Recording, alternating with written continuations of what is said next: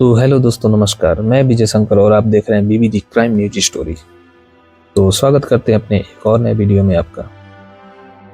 आज मैं आपको एक ऐसे पहाड़ की कहानी सुनाने वाला हूँ।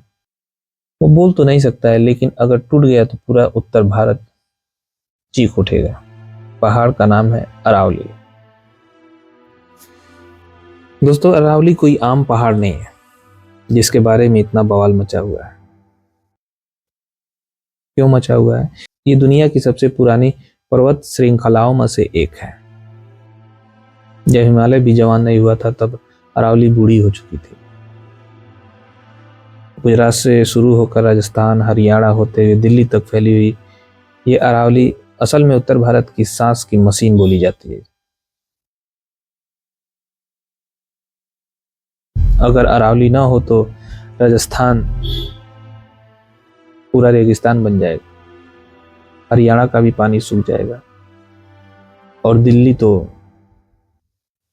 एक गैस चैम्बर की तरह बन जाएगा। लेकिन सवाल ये है, आज अरावली को लेकर इतना बड़ा मामला, इतना बड़ा विवाद, इतनी बड़ी लड़ाई आखिर क्यों चल रही है? ये आज की तो घटना है नहीं, ये आज का कोई और किया कराया है नहीं। अब इसकी कहानी शुरू होती है पैसे से। जैसे जैसे दिल्ली एनसीआर फैला, मॉल बनने लगे, फ्लैट बनने लगे, सड़कें बनने लगी, वैसे वैसे एक चीज की डिमांड बढ़ी, पत्थर। और वो पत्थर कहाँ था? अरावली के सीने में। धीरे धीरे अरावली में खनन शुरू हुआ। पहले कानूनी, फिर आधा कानूनी और फिर पूरी तरह अवैध तरीके से। कभी रात के अंधेरे में पहाड़ काटे गए, कभी दिन में फाइलों में जंगल बने रहे और जमीन पर जंगल गायब होते गए।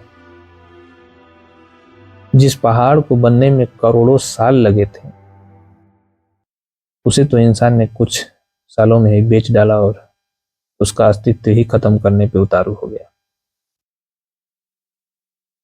और फिर यहां से पैदा हुआ माफिया सिस्टम। पत्थर माफिया, खनन माफिया, बिल्डर माफिया, तमाम तरह के यहाँ पे जितने चीजें और जो भी सोर्सेस मिली इस पहाड़ से, सब माफियाओं के हाथ में है। इनके साथ कुछ अफसर, कुछ नेता और एक खामोश सिस्टम भी। गांव वालों ने आवाज उठाई थी, पानी सूखने लगा, हवा गर्म होने लगी, बीमारियां बढ़ने लगी। मामला कोर्ट तक भी गया। सुप्रीम कोर्ट ने साफ कहा था कि अरावली में अवैध खनन बंद होगा। कागज पर आदेश भी हुए, जमीन पर खेल जारी रहा। लेकिन क्योंकि सच है, ये भारत में कानून कमजोर नहीं, कानून को लागू करने की इच्छा शक्ति ही कमजोर रही है। साल गुजरते गए, सरकारें आती जाती रही, लेकिन अरावली कटती रही हर बार। और फिर एक नया खेल शुरू हुआ, परिभाषा का खेल। कहा गया ये फॉरेस्ट नहीं है, ये रेवेन्यू लैंड है, मतलब कागज में जंगल नहीं तो काट सकते हैं। पर सवाल यह है कि क्या जंगल सिर्फ कागज में होते हैं या जमीन पर भी होते हैं? पर्यावरणविद बोले, अगर अरावली गई तो दिल्ली का AQI कागज पर नहीं, फेफड़ों में जाएगा। सही बात है। यहीं से विवाद और गहरा शुरू हुआ।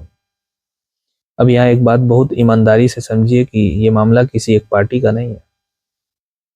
दशकों तक अलग अलग सरकारें रही हैं, लेकिन किसी ने भी अरावली पर चोट को पूरी ताकत से बंद करने का कोशिश नहीं किया। क्यों? क्योंकि ये फैसला अलोकप्रिय था। इससे पैसा रुक जाता, इससे माफिया नाराज हो जाते, इससे वोट बैंक खतरे में पड़ जाता। और फिर आया वो दौर जब सरकार ने कहा कि अगर आज नहीं रोका तो कल कुछ बचेगा ही नहीं। 2014 के बाद पर्यावरण के मुद्दे पर सख्ती दिखानी शुरू हुई। एनजीटी सक्रिय हुआ, अवैध खनन पर कार्रवाई हुई, कई प्रोजेक्ट रोके गए, कई लोगों को नुकसान हुआ और यहीं से विरोध शुरू हुआ। लोग बोले विकास रुक जाएगा, रोजगार खत्म हो जाएगा। सरकार का पक्ष था कि अगर अरावली नहीं बची तो विकास भी नहीं बचेगा। यही बात लोगों को चुभी, क्योंकि पहली बार किसी ने कहा था आज दर्द सह लो तो कल को जिंदा भी रह सकते हो। और यहीं से अरावली का मामला राजनीतिक बन गया। कुछ लोग बोले सरकार जमीन छीन रही है, कुछ बोले सरकार उद्योग रोक रही है, लेकिन कोई ये नहीं बोला कि अगर अरावली गई तो पानी कौन देगा, हवा कौन साफ करेगा। दोस्तों, सच कड़वा है, लेकिन जरूरी है। जब भी कोई सरकार लंबी सोच के फैसले लेती है तो तुरंत विरोध होता है, क्योंकि फायदा आज दिखता है और नुकसान कल। और राजनीति में कल की कीमत अक्सर कम आंकी जाती है। आज अरावली कोर्ट में है, फाइलों में है, बहस में है, लेकिन असल में अरावली हमारे फेफड़ों में है, हमारे पानी में है, हमारे बच्चों के भविष्य में है। ये वीडियो किसी पार्टी का प्रचार नहीं है, ये वीडियो किसी पार्टी का विरोध भी नहीं है। ये वीडियो सिर्फ ये सवाल है, जब पहाड़ कट रहे थे तब हम क्या कर रहे थे? अगर आज अरावली नहीं बची तो कल कोई सरकार, कोई नेता, कोई सिस्टम हमें नहीं बचा पाएगा। अरावली बोल ही नहीं सकती, अरावली बोल नहीं सकती, इसलिए उसके लिए कोर्ट बोलता है, कभी सरकार बोलती है तो कभी जनता बोलती है। इस तरह से अब सवाल ये है कि क्या हम सुन रहे हैं? अरावली बोल क्या रही है? जरा गौर करिएगा, क्योंकि कुछ शब्द सुनाई नहीं देते हैं, महसूस किए जाते हैं। ऐसे ही आपके अगल बगल में बहुत पुराने धरोहरें रखी हुई होंगी, बची हुई होंगी, या फिर जिसे आप बचा करके अपने पर्यावरण को सुरक्षित और स्वस्थ रख सकते हैं, जिससे आपकी आने वाली पीढ़ी भी उसका लाभ लेगी।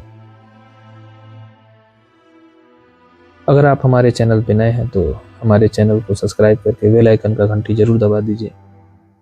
इससे ये होगा कि हमारी जो भी वीडियो अपलोड होगी वो आपके पास पहले पहुंचेगी। और इस तरह की अगर आपको स्टोरी सुननी पसंद है तो फिर छोटा सा एक प्यारा सा कमेंट कर दीजिएगा। फिर आपसे मिलते हैं एक नेक्स्ट वीडियो में, तब तक के लिए नमस्कार।